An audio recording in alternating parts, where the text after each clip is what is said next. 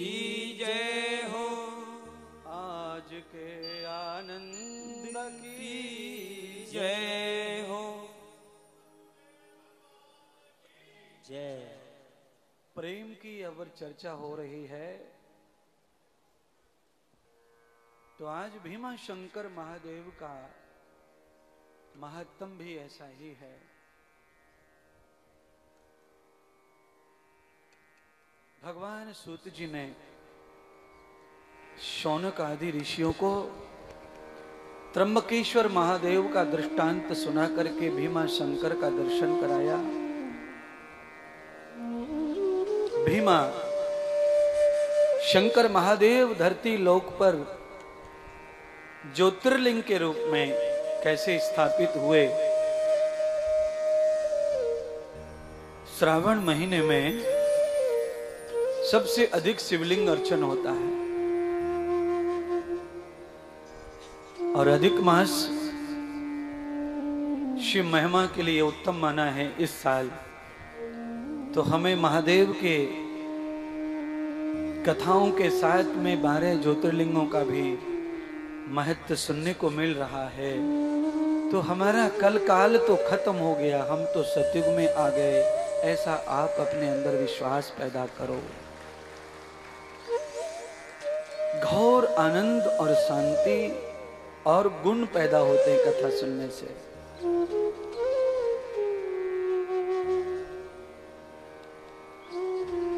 दंडकारण्य में ब्रह्मगिरी पर्वत अगस्त मुनि के आश्रम के निकट भीमा नाम के दैत्य का जन्म हुआ। जन्म का कारण, जन्म हुआ कैसे? तो भीमा की जो मां है उसका नाम है करकटी। करकटी के साथ में कुंभकर्ण ने बलात्कार किया था और उसके परिणाम स्वरूप इस राक्षस का जन्म हुआ था।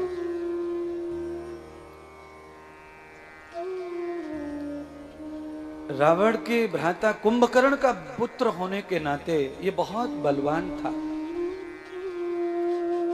एक तो माता पिता का कुल का भी प्रभाव होता है शरीर पर, और दूसरा प्रभाव होता है आराधना साधना का। आपकी साधना क्या है, आपका उपासना क्या है, आप किसको आराध्य करते हैं। भीमा ने बहुत साधना की, पर साधना की कब? जब तक इसको ये पता नहीं था कि मेरा पिता कौन है, मेरी दादी कौन है, मेरे किसने किसको मारा, तब तक वो सामान्य राक्षस था।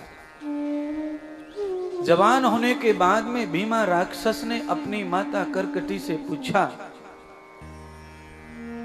मां, मैं इतना बड़ा हो गया पर मैंने पिताश्री को नहीं देखा।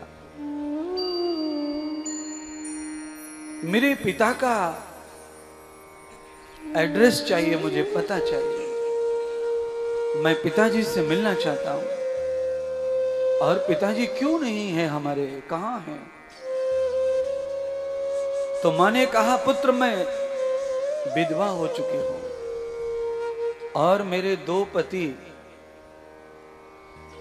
दोनों मारे गए। मेरे जो पहले पति थे उनको भी राजा दशरथ के पुत्र राम ने मारा, और जो तेरे पिता हैं उनको भी राम ने ही मारा है। भीमा दैत्य को जब ये पता चला कि मेरे पिता को और मेरे मां के पति को मारने वाला राम है, वो कौन राम है क्या है वो उसे कुछ पता नहीं, पर पिता के प्रतिशोध में, अपनी मां का जो पति है उसके प्रतिशोध में उसने हल्ला मचा दिया। तो कहा, माता आपके पति को राम ने क्यों मारा? तो कहा, मेरे जो पति थे वो इंसान का मांस खाते थे, वो बहुत दुर्दम राक्षस थे। एक बार भगवान श्री राम के परम भक्त श्री सुतीक्षण महाराज, मैंने कहा ना प्रेम की कथा सुनाएंगे भीमा शंकर की। ये जो सुतीक्षण महाराज है ये अति प्रेमी है राम के। और ये कैसे प्रेमी है कि ये एक वाक्य गुरु का कान में सुना, उसी को पूरा करने के लिए इन्होंने अपना पूरा जीवन एक पेड़ के नीचे गवा दिया, पूरा जीवन पेड़ के नीचे निकाल दिया। अगस्त मुनि के शिष्य हैं सुतीक्षण महाराज। सुतीक्षण महाराज ने कहा था, गुरुदेव मुझसे दक्षिणा ग्रहण कर लो, आपने मुझे मंत्र देकर शिष्य अपनाया है। और आप सुनिए, शिष्य बनकर हम किसी सन्यासी गुरु के पात्र बन जाते हैं तो हमें ढेर सारा एहसान मानना चाहिए सन्यासी का कि हम निकम्मों को उन्होंने स्वीकार किया। आप अपने आप में अच्छे मानते होंगे पर आप अच्छे हैं बिल्कुल नहीं। आपकी अच्छाइयों के बारे में तो आपके अड़ोसी पड़ोसियों से पूछा जाए तब पता चलेगा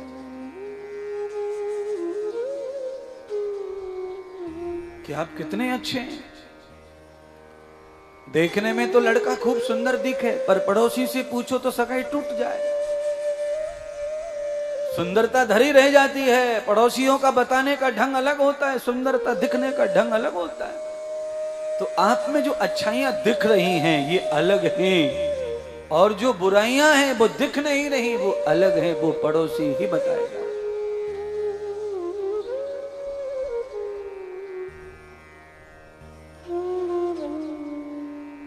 इसीलिए कभी भी गुरु ऋण से मुक्त नहीं होता कोई शिष्य, चाहे वो जिंदगी क्यों ना चढ़ा दे, अपने अर्पण कर दे। सुतीक्षण महाराज ने गुरुदेव से कहा कि गुरुदेव दक्षिणा तो मैं दूंगा, आपको लेनी पड़ेगी। तो अगस्त मुनि ने कहा कि दक्षिणा ही, अगर तुम दक्षिणा ही देना चाहते हो सुतीक्षण, तो मैंने जो तुम्हें राम मंत्र दिया है, बस उस मंत्र का जो देवता राम है उस राम का दर्शन मुझे करा दो, मैं तुम्हें उऋण कर दूंगा गुरु के ऋण से।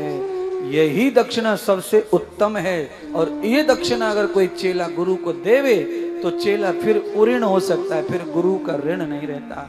मंत्र का देवता गुरु के सामने ले जाकर गुरुदेव को दर्शन कराना।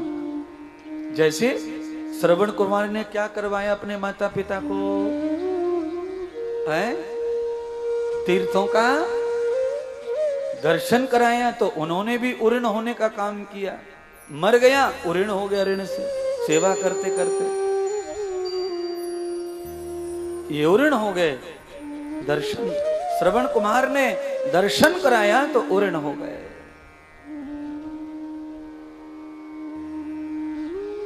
सुतीक्षण महाराज ने भी अपना ऋण चुकाया। श्री राम जब 14 साल के वनवास में थे तो अनुसुईया अत्रि मुनि के आश्रम से वो वहीं गए। मार्ग में सुतीक्षण मिले। तो जब सुतीक्षण महाराज ने राम से कहा, प्रभु मेरी जान बचाओ, ये राक्षस मेरे पीछे पड़े हैं, मुझे खाना चाहते हैं, अनेक ऋषि मुनियों को खा चुके हैं, आप मेरी जान बचाइए। तब भगवान श्री राम ने सुतीक्षण की जान बचाने के लिए करकटी राक्षसी के पति का वध किया। फिर भीम ने पूछा कि मेरे पिता को क्यों मारा राम ने? तो कहा, भगवान श्री राम की पत्नी को तुम्हारे पिता के बड़े भाई रावण ने हरण कर लिया, और जब वो वापस नहीं की तो राम राजा बलवान, वो अपनी सेना के साथ में युद्ध किए, बस उसमें तुम्हारे पिता मारे गए। दोनों की दोनों अपराधियों को सुन के भी पिता का प्रतिशोध लिया राक्षस ने। दोनों दुष्टों का पता चल गया भीमा राक्षस को कि मेरा पिता दुष्ट था, ऋषि मुनियों को खाता था। मेरा पिता दुष्ट था, माता का हरण करने वाले का संग दिया।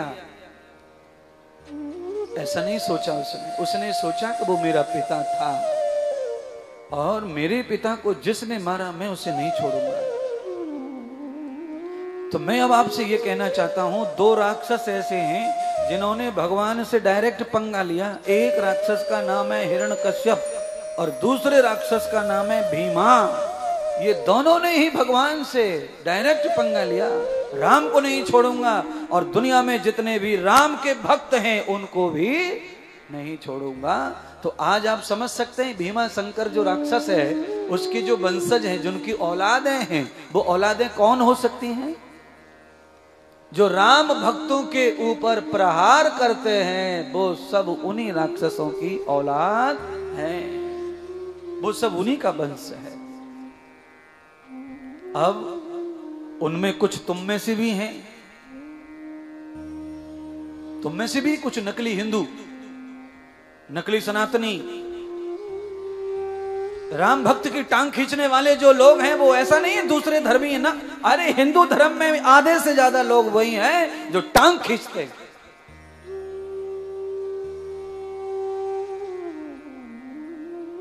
आपको पता है आपके घर में ये काद होगा ऐसा क्या है? पूजा करके क्या करेंगे? कहां की पूजा कर रहे हैं? क्या होगा पूजा से? क्या होगा हरिद्वार जाने से? क्या होगा फलाने की कथा सुन के? क्या होगा ऐसा करने से? है?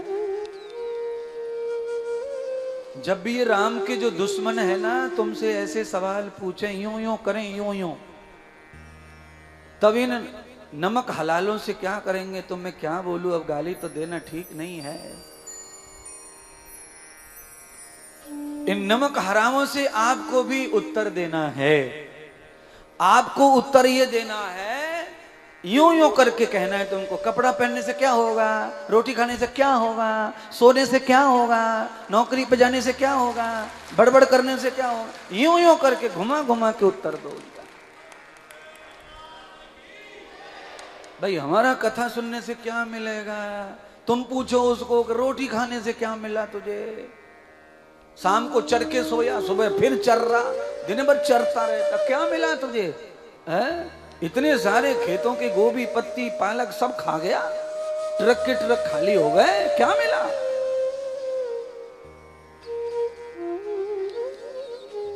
किसी का दोष नहीं है, दोष है बीज का। बस आप अपने खेतों में क्या बोते हैं भाई? मक्का बोते हैं, ज्वार बोते हैं, बाजरा बोते हैं, कपास बोते हैं, फल फूल बोते हैं। आप लोग घास बोते हैं क्या? नहीं। फिर कहां से आ गई है? ये उड़ उड़ के आवे, यहां से वहां से, वहां से वहां से, हवा से। ऐसे ही कुछ निकम्मे लोग भी उड़ उड़ के आ जावे जन्म लेकर।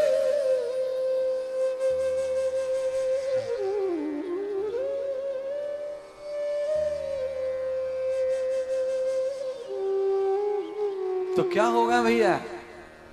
भीमा राक्षस ने व्रत कर लिया, संकल्प कर लिया कि राम के भक्त और राम को मैं नहीं छोड़ूंगा।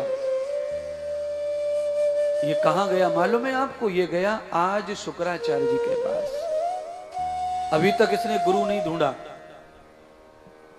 आज इसको पता चला कि अब शक्ति की जरूरत है तो ये गुरु के पास गया।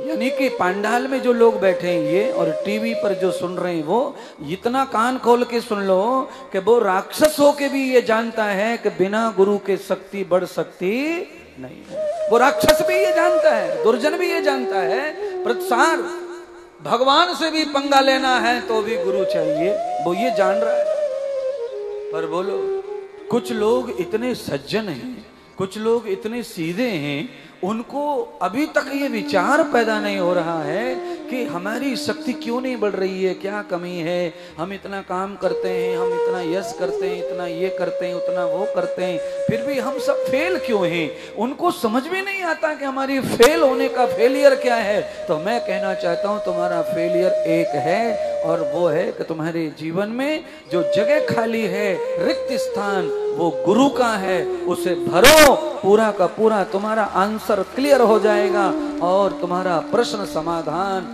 सिद्ध हो जाएगा। फिर तुम्हें नंबर मिलेंगे।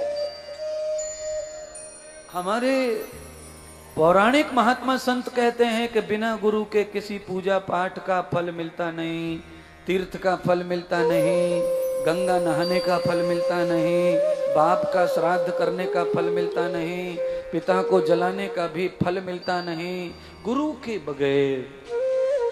मतलब गुरु के बगैर का मतलब है गुण के बगैर। गुरु माने गुण, गुरु माने क्या? गुण। शरीर माने गुरु नहीं है, किसी शरीर में गुण है गुरु का, इसलिए गुरु। मौसमी माने क्या? गुण। एक फल में ऐसा रस निकलता है, उसमें विटामिन सी, ई ज्यादा पाई जाती है, उसे आप मौसमी समझ लो, संतरा समझ लो, नींबू समझ लो। आप कहेंगे कि उसमें फाइबर, तो वो तो फिर आपको सेब की तरफ जाना पड़ेगा। यानी कि ये सारे लॉजिकल जो मैं लैब के जो डॉक्यूमेंट्स बता रहा हूं, ये इसलिए बता रहा हूं कि आपको समझ में आ जाए कि बिना गुण के किसी भी फल को समाज में पूजा जा सकता नहीं है। मौसमी खाने से वजन नहीं बढ़ेगा, वजन कम होगा। विटामिन सी से वजन कम होता है। केला खाओ, वजन बढ़ाओ। दुनिया भर का उसमें फाइबर होता है, प्रोटीन होता है, दुनिया भर का वजन बढ़ा लो। जितना खाते जाओ वजन बढ़ाते जाओ, खाते जाओ वजन बढ़ाते जाओ। पर मौसमी रोज खाने से, आधा नींबू रोज खाने से बाल नहीं जाएंगे खोपड़ी के। एक फायदा मिलेगा, आधा नींबू रोज खाने से बाल बचते हैं खोपड़िया के। बालों को बड़ी शक्ति मिलती है? आधा नींबू रोज खाया करो। जिनके बालों का ज्यादा प्रॉब्लम है, बाल अच्छे रखने हैं, बालों से शोभा बढ़ती है शरीर की, तो आप आधा नींबू खाओ, एक मौसमी रोज खाओ, एक संतरा चबा चबा के खाओ दाढ़ से। दाढ़ से चबा चबा के खाएंगे तो फायदा होगा। जूस पी लिया, गिलास भर के चले गए हर की पौड़ी पे, वहीं जूस मार आए, तो जूस तो पाइपलाइन से निकलेगा नीचे से, वो बालों में ना जावे जूस। ये ध्यान रखना, गले के नीचे जो गटक गटक हो गया वो सटक सटक हो गया, और जो दाढ़ के नीचे रहेगा, जो ऊपर तलवे के ऊपर बार बार टच होगा, जिसे दाढ़ें दबाएंगी, वो तुम्हारे अंग में लगेगा। कहां लगेगा? अंग में लगेगा वो। इसीलिए भोजन को भी देर तक चबा चबा के खाना चाहिए। कुछ लोग तो चबा में ही ना आए, चबाने की जरूरत नहीं है। अच्छा, लोगों को क्या लगता है कि वहीं थाली में पत्तल पे ही कमजोर कर लो उसको, यूं यूं यूं घपोला घपोला लपोला लपोला कर लो, 5-7 हाथ मारे के पत्तल खा ली है। वो तो आपने नली से खा लिया ऐसे समझो। जो आपने पीस के हाथों से मरोड़ के खाया है, वो तो फिर ऐसे समझो कि गया सीधा का सीधा। और नगर पालिका वालों को फोन करके रेडी रखो कि भाई गाड़ी ले आओ, हमारा भर गया पूरा टैंक, खाली करना है हमारा। वो तो फिर वही है, उसका कोई और लाभ नहीं है। इसीलिए भोजन करते समय 36 बार दांत दाढ़ चलने चाहिए। अच्छा, कितने गुण होते हैं दोनों पति पत्नी के मिला के? ज्यादा से ज्यादा गुण 36। तो कितनी बार दबाना चाहिए अकल दाढ़ को? अकल दाढ़ पे कितनी बार दबाना चाहिए? 36। 36 से छात बनाई, 10 का है दरवाजा। ये 36 से बना हुआ है खोपड़ी। इसमें 36 गुण सब में, पर ये पंडित जियों का गणित है। इसमें 16 हैं, इसमें 18 हैं, इसमें 24 हैं। ये इनका गणित है, अपन नहीं जानते उसके बारे में। हाँ, महात्मा इंद्रदेव सॉलिड और गारंटी के साथ में कहता है कि ये खोपड़ी में 36 गुण है पूरे, एक भी कम नहीं है। जितने गुण पैदा करते जाओ उतने पैदा होते होते चले जाते हैं। अच्छा सुनो, आपके अंदर एक भी गुण नहीं है तो पहले पंडित जी का चेला बन जाओ, ये पंडिताई सिखा देंगे, एक गुण आ गया। अच्छा पंडिताई से काम ना चल रहा, अब टेलर के पास चले जाओ, वो टेलर ही सिखा देगा, 2 गुण आ गए। अब ये भी फेल हो गई तो अब लोहार के पास चले जाओ, वो हथौड़ा बनाना सिखाए, 3 गुण आ गए। ये भी ना चल रहा तो केवट के पास चले जाओ, वो नाव चलाना सिखा देगा, वहां कमाई करो, 4 गुण आ गए। ये भी ना जमे तो मेरे पास में आ जाओ, मैं थोड़ी कथा सिखा दूंगा, ज्ञान दे दूंगा, बोलना सिखा दूंगा, 5 गुण आ गए। ऐसे ही पूरी दुनिया में गुरु बनाते जाओ और गुण बढ़ाते जाओ। गुण तो भैया होते नहीं है, गुण तो उपजाने पड़ते हैं। क्या करना पड़ता है? अच्छा ड्राइवर आज तक पेट से पैदा हुआ का ड्राइवर? आज कोई कलयुग है ये?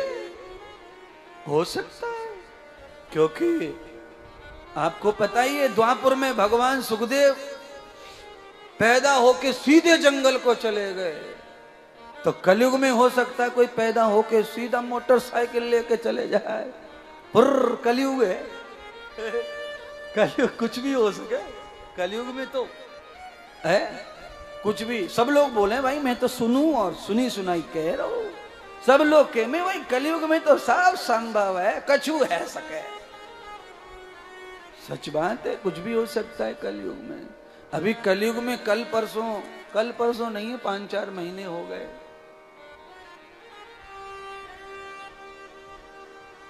एक पीपल जो है वो रोटी खा गो। बताओ कलयुग, रोटी खीर पकौड़ी कचौड़ी पीपल देवता खा गया, बड़ा हल्ला मचा पड़ा है।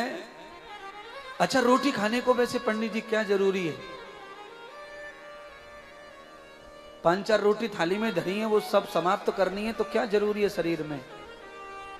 मुख पेट यानी इंद्रिय होना जरूरी है। पीपल को तो इंद्रिय है नहीं, पर रोटी खा कैसे को पराठे। सोशल मीडिया पे हल्ला मचा, ओ, ओ, ओ। बस जो खाते हैं उन्हें कोई खिलाता, जो नहीं खाते उनको सब खिलाते और बुलाते हैं। दुनिया भर के भूखे टूटे लोग पड़े बेचारे, कोई ना पूछ रहा, और जो ठूस ठूस के भर रहे हैं उनके लिए लाइन लगी पड़ी है, लाइन लगी पड़ी है महाराज, और भूखे टूटे को कोई ना पूछ रहा।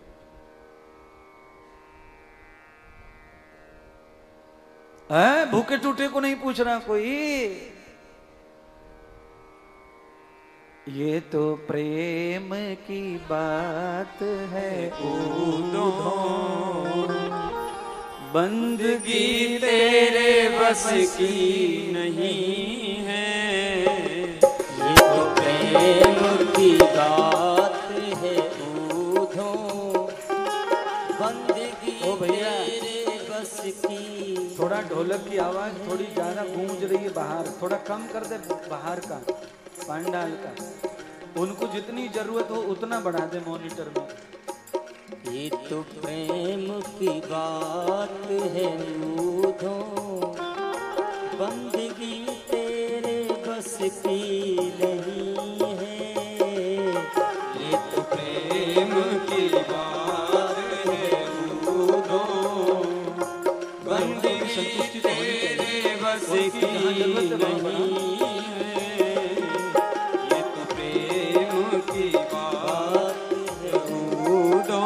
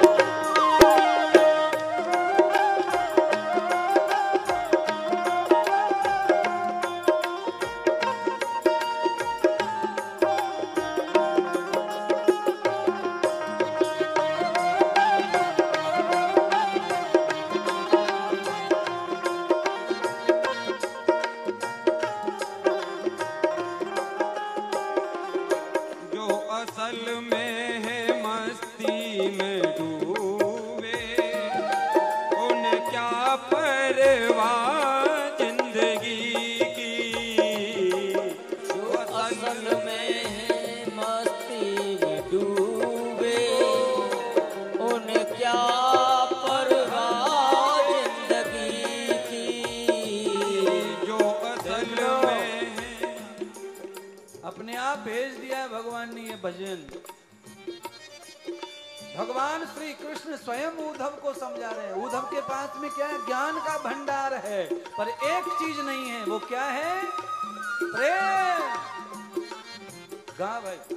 जो असल में है मस्ती में डूबे, उन्हें क्या परवाह जिंदगी की। जो असल में है मस्ती में डूबे, उनको क्या परवाह जिंदगी की। जो उतरती है चढ़ती है मस्ती, जो उतरती है चढ़ती है मस्ती, वो हकीकत में मस्ती नहीं है। प्रेम की बात है दूधो, बंदगी तेरे बस की नहीं है। ये तो प्रेम की बात है दूधो।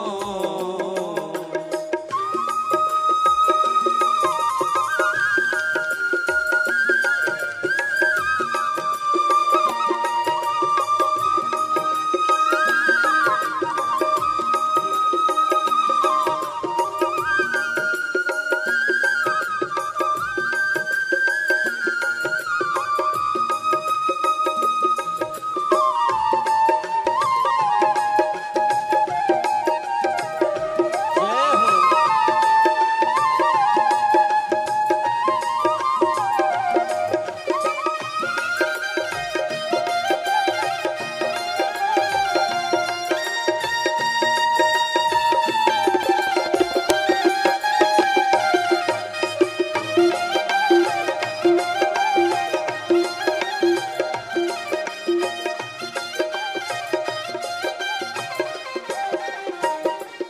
जिसकी नजरों में है श्याम प्यारे, वो तो रहते हैं जग से न्यारे।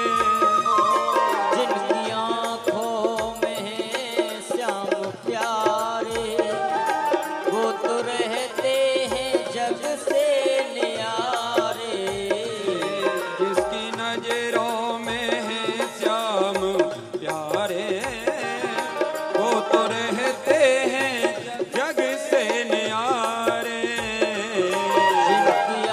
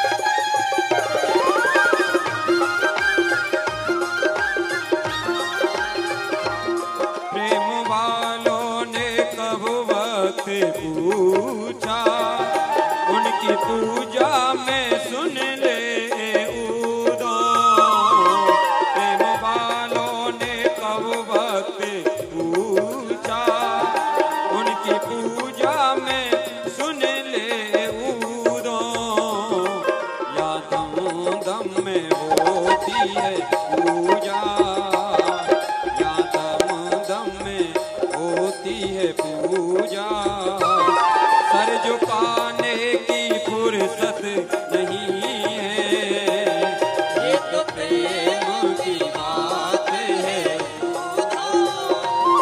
बंदगी तेरे बस की नहीं है, ये तो प्रेम की बात है उदो, बंदगी तेरे बस की नहीं है, बंदगी तेरे बस की नहीं है, बंदगी तेरे बस की नहीं है।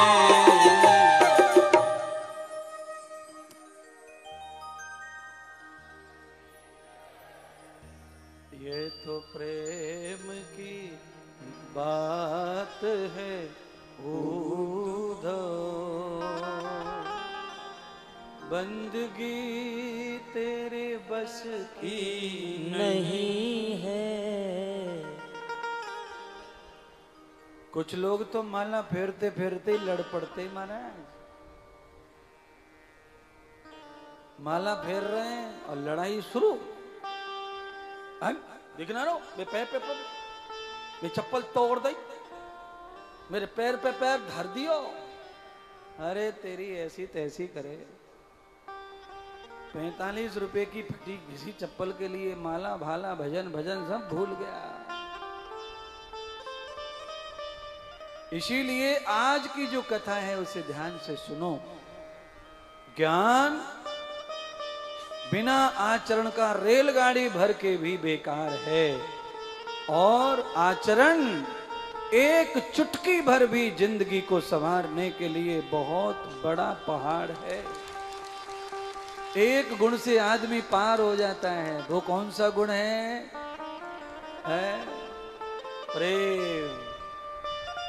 आदमी को कुछ आए ना आए, पर नदी में तैरना आए खाली बस, तो हो जाएगा।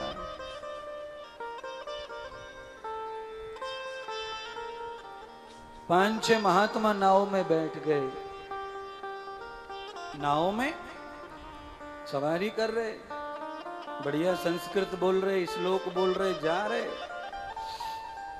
एक वो तुम्हारे जैसो अंग्रेज आके नाव में बैठ गो। अंग्रेज बात बात पे अंग्रेजी झाड़े, नाव में चढ़ गया। नाव वाले को क्या काम है? तू अंग्रेज हो चाहे हिंदी हो, पैसा दे और पार उतर। पर वो वैसा था, उसको बड़ी खुजली होती थी बोलने की। नाव में बैठा,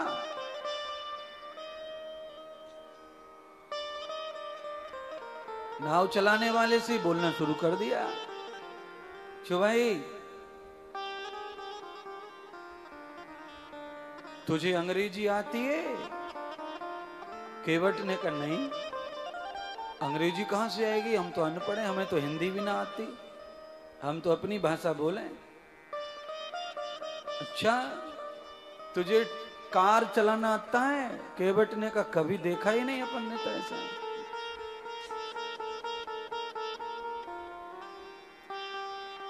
तूने कभी हवाई जहाज चलाया है?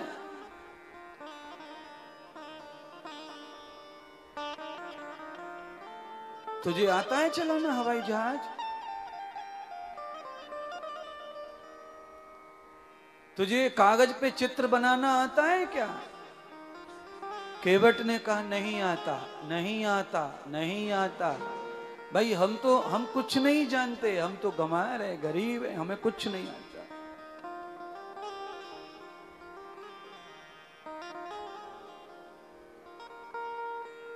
केवट ने कहा आपको सब आता है, बस थोड़ी दूर रह गया, आप बैठिए, हमें कुछ नहीं आता।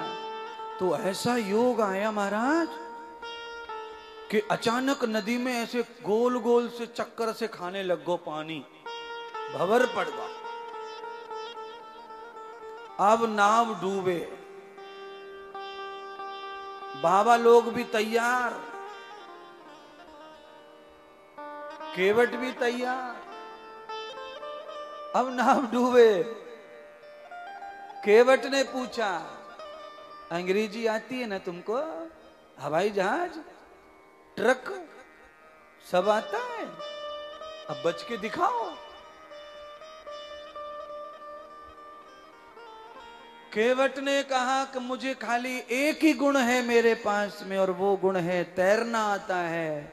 और तुम्हें अंग्रेजी आती है, उर्दू आती है, तुम्हें ट्रक आता है, हवाई जहाज आता है, तुम्हें सब आता है, पर तैरना नहीं आता, तो इस नदी से तुम बच सकते नहीं हो। इसीलिए चाहे कितना भी ज्ञान हो, पर गुण एक ही तार ले जाएगा। अच्छा, कुछ लोगों को उंगली करने की आदत बड़ी रहे है।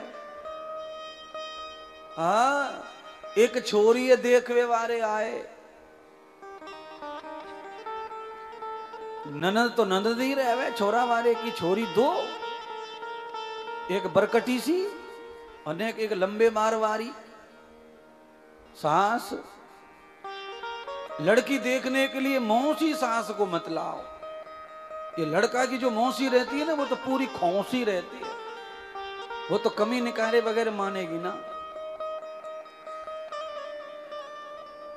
पहले सास ने पूछा लड़की से, बेटा खाना बना लेते हो? हाँ माता जी, खाना बना लेते। फिर मौसी सास, बुआ सास आई, उन्होंने कहा वो कर लेते हैं, स्वेटर वगैरह बुन लेते हैं? तो हाँ बुन लेते हो। ससुर जी ने भी अपना कमाल दिखाया। ससुर ने पूछा, बिटिया रामा कृष्णा स्वागत वागत कर लेती हो आए गए का? बहुत, रोज करते हैं, सब हमारे घर के संस्कार ही ऐसे। ननदों ने पूछा,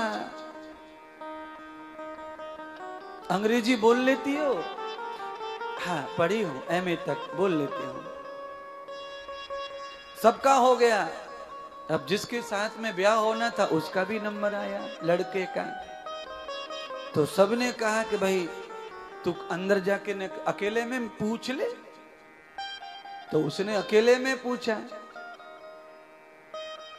आपको डांस आता है? तो कहा आता है डांस। तो कहा कौन कौन सा? तो कहा डांस आता है, ऐसे मीनिंग नहीं पता, ऐसे आइटम नहीं पता, कौन कौन सा आता है नाचना। तो लड़की जो है नीचे से ऊपर तक भर गई गुस्से में। लड़की ने कहा कि इस घर में अपनी दार गरवे वारी, इस घर में नहीं जमता अपना, तो फिर इनको जरा राय तो चटा के भेजो। हाँ, तो बाहर आ गए, लड़की बाहर ले आई, सब आ जाओ, चौक में आओ, यहाँ पे आशीर्वाद मिलेगा, आओ। तो सबको लेके आके बैठ गई। सबने, लड़की ने कहा, सबने पूछा, मेरे को जो आता है, पर अब मुझे भी तो शादी करनी है, लड़के थे, मैं भी अब पूछना चाहती हूँ। लड़की ने कहा मुझे नाचना आता है, पर गधे की औलाद, तू बता तुझे तबला बजाना आता है? तुझे ढोलक बजाना आता है? तुझे हारमोनियम आता है? तुझे बड़े नाच के प्रकार मालूम है? तुझे कुछ आता है? अपना सर रायता लेकर मुंह लेकर के चुप हो गया महाराज। तो कुछ लोग बिना कुछ अपने को आए दूसरे को बहुत पूछते। आप में से भी कुछ होंगे ऐसे बदकिस्मत जो खुद को कुछ आता नहीं और दूसरों को, ढोलक खराब बजा दी इसने हारमोनियम में ऐसा बजा दिया, बांसुरी में ऐसा हो गया, और अरे एक फूक तो मार के बताओ, बज मारो। दूसरे की बड़ी जल्दी पकड़ में आ जावे, तुमको क्या आता फिर? इसलिए बंधुओं, अपने को ज्यादा भी कुछ आता हो तो भी कम रखो बताने में, क्योंकि ज्ञान वही है जो काम आ जाए। बकवास का ज्ञान किसी काम का नहीं है, कोई काम का नहीं है? एक आदमी को इतनी आदत बकवास करने की कि चलते फिरते सब में कमी निकाले, सब में कमी, कोई ना छोड़ा उसने जगत में कमी निकालने के साथ साथ। एक दिन तो इतना दुष्ट हो गया कि भगवान में भी कमी निकाल दी। देखो भगवान को, देखो ये क्या कर रखा है, सारी दुनिया को उल्टा सीधा बना के पटक दिया है। मैं अगर दुनिया को बनाता है तो सही सिस्टम से बनाता।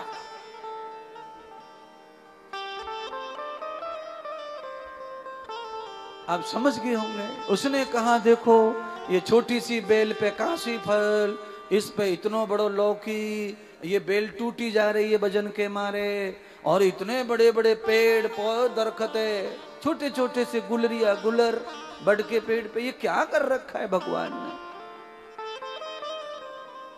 दृष्टांत में कहा कि वो पेड़ के नीचे जब सोया तो उसकी नाक पे फल गिरा, बड़ा पीड़ा हुई। तब उसने माफी मांगी जगत पिता परमात्मा से, कहा परमात्मा मैं ही गलत हूं, आप उत्तम और उत्तम अति उत्तम हैं, आपकी रचना में कोई कमी नहीं है।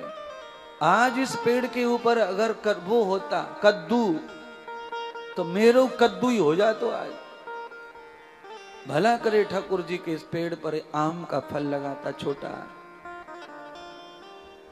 आप इसको इस तरह समझो कि दुनिया में लोग जब कमी निकालने पे आ जाएं तो फिर भगवान को भी छोड़ते, भगवान को नहीं छोड़ते। बुद्धि आदमी की बदल जाए तो फिर वो रहता ही नहीं है, फिर तो वो बुद्धि का गुलाम हो जाता है। और जब व्यक्ति मन का बुद्धि का गुलाम हो जाए तो शैतान हो जाता है। क्या हो जाता है? हाँ, फिर वो इंसान नहीं रहता है। इंसान तब रहता है जब वो अपने दायरे में है। जैसे ही दायरा छूटा तो वो उसकी खत्म इंसानियत, मानवीयत। बुद्धि का गुलाम हो गया, शैतान हो जाएगा। और ये दुनिया में सब लोग हैं, आप लोग भी कोई कम नहीं होंगे। कमियां तो आप भी खूब निकालते होंगे, एक दूसरे में निकालते हैं, पर थोड़ी थोड़ी कमी को कमी निकालो, ठीक है। बिना कमी के भी कमी निकाल रहे हैं।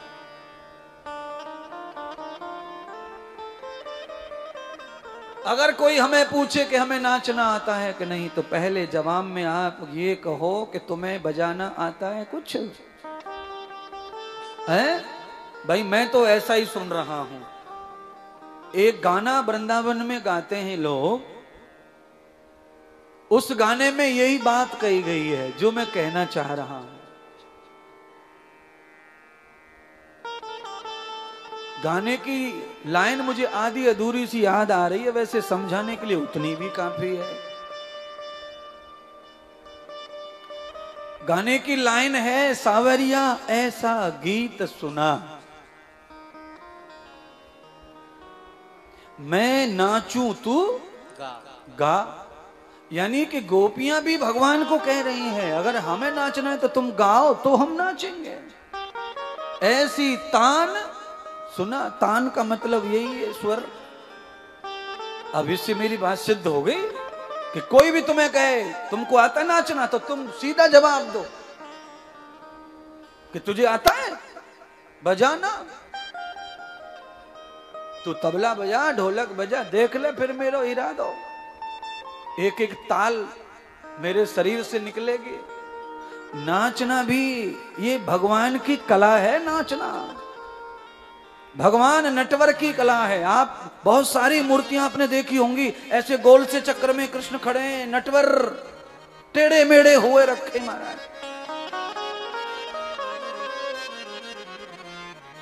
बेढंगा बेशर्मी का नाच नहीं नाचना। कुछ नाच ऐसे भी रहते हैं जो बड़े बेशर्म होते हैं, तो वो बेशर्म नहीं नाचना है। नाच कैसा होना है, नृत्य कैसा होना है? सवरिया ऐसी तान सुना, सवरिया ऐसी तान सुना, ऐसी तान सुनार सवरिया, ऐसी तान सुना सामरिया, हरि महना चू तू गा समरिया, ऐसी तान सुना समरिया, ऐसी तान सुना समरिया, ऐसी तान सुना समरिया, ऐसी तान सुना, ऐसी तान सुनार सवरिया, महना चू तू गा समरिया, ऐसी तान सुना समरिया, ऐसी तान सुना रे समरिया, ऐसी तान सुना।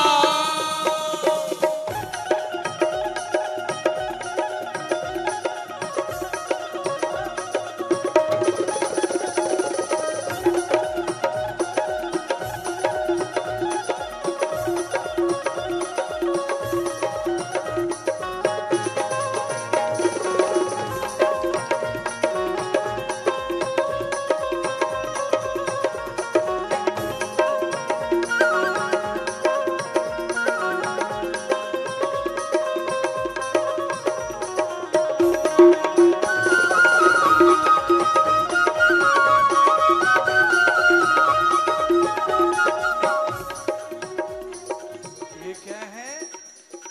ये थोड़ा सा लगता है भगवान के साथ कुछ गोपियां जिद कर रही, कंपटीशन। तो जब भी कोई लड़की को देखने आवे छोरा वारे और ज्यादा एक्टिंग करें तो तुम सीधे उतर आओ मैदान में। ऐसी तान सुना सामरिया, ऐसी तान सुनार सवरिया, ऐसी तान सुनार सवरिया, ऐसी तान सुनार समरिया, मैं नाचूं तू गा समरिया, ऐसी तान सुनार समरिया, ऐसी तान सुनार समरिया, ऐसी तान सुना।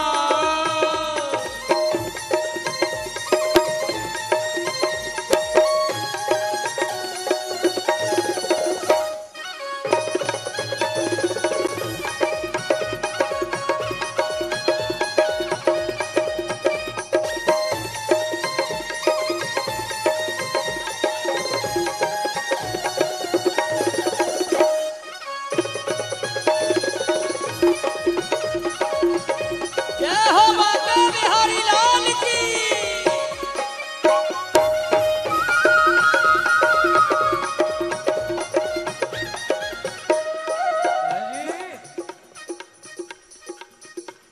पंडित जी भी बैठे बैठे नाच रहे हैं, बैठे बैठे रोक नहीं सकते महाराज। ये ऑटोमेटिक सिस्टम है भगवान का बॉडी में। तुम तो इंसान हो, जब बीन बजे ना तो कीड़ा निकले आवा भिल्ले में से, और हट हट के झूम झूम के नाचे महाराज।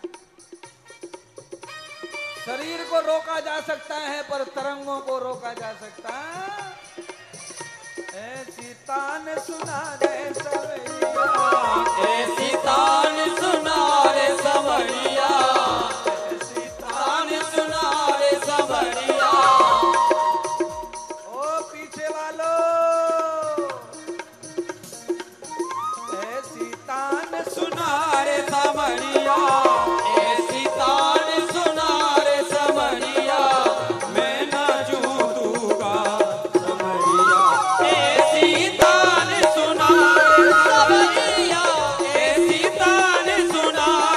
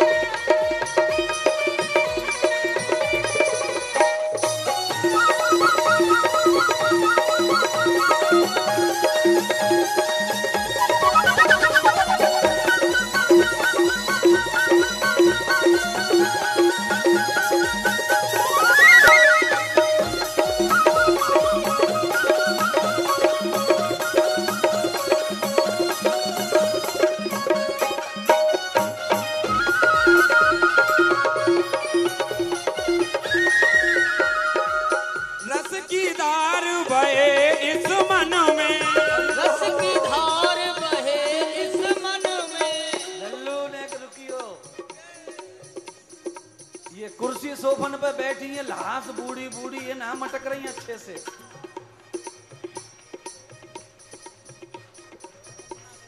कल सुबह 10 बजे सत्संग सम्मेलन है महात्मा संतों का। 10 बजे से 11:30 बजे तक अनेक मूर्तियों का दर्शन प्रवचन। 12 बजे महाप्रसादी संतों की और फिर 12:30 बजे आप लोगों का प्रसाद और उसके बाद में फिर 1 बजे ऐसी तान सुना रे ऐसी तान